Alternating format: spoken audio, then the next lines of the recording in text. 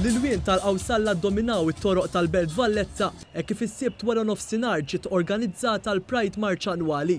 Fil-kapitali bit-tema Live Your Truth mijiet ta' nies iċċelebraw il-kisbiet ta' Malta fil-qasam tal-ugwaljanza.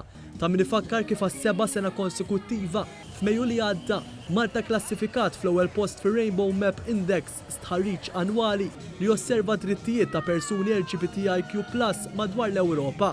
One News tkellem ma' wħud minn dawk li attendew għal din il-parata li l-koll kellhom sentiment wieħed. Illum qed niċċelebraw l-imħabba għal kulħadd int min int inti x'int. U l-Malta Girl Guides hekk naqblu dak huwa wieħed mill-valuri tagħna u hekk nagħlmu l-membri tagħna biex iħobbu il-min iridu kif iridu. Aħna qegħdin inħeġġu lil kull min qed jismana biex propju ngħixu r-realtajiet tagħna billi jkollna iktar konverzazzjoni, iktar komunikazzjoni u iktar għarfien dwar realtajiet u diversitajiet li ngħixu bħala poplu Malti Wawċi. Niċċelebraw il-viżibilità u ejja ngħidu l-isfidi li l-komunità LGBTIQ rnexxilha teleb tul iż-żmien.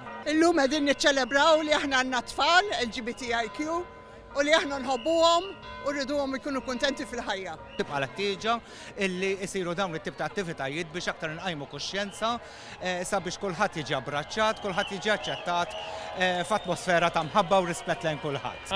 Pride, of course, but we're all from the Catanera area and we find it very diverse and happy and everyone's very supportive, so we think it's good to come out and support everybody. Oħrajn qalulna li dan huwa l-ewwel Pride March li fih qed jiġi ċċelebrat ukoll il-fatt li tneħħew id-diskriminazzjonijiet kontra ġiel gay floti tad-demm. Is-servizzi li ħajneħħu ħajpoġġuna wkoll iktar il-fuq fil-index tal-Ilga Europe. Jiġifieri aħna din qed ngħidu 2%, jiġifieri jekk nibqgħu mexjin hekk dejjem jiena nara li Malta hija l-ambaxxatur tal-ugwaljanza fl-Ewropa. Hawnhekk aħna nħeġġu kemm bħala LGBTI+ goals of ukoll komunità ġenerali biex flimkien imorru nagħtu d-demm u flimkien nagħmlu dan il-pass anke tant ġust. Preżenti għal dan l-avveniment annwali kien hemm il-Prim Ministru Robert Abela akkumpanjat minn bosta ministri, deputati, membri tal-Parlament Ewropew u membri mill-Eżekuttiv tal-Partit Laburista. Intant ma ilu ġiet organizzata l-ewwel Pride March li qatt sar fil-Gżira Awċija, mument li wkoll qed jitqies bħala wieħed storiku għall-ugwaljanza f'pajjiżna. Il-ħadd se jimmarka t-tmiem tal-Pride Week f'pajjiżna.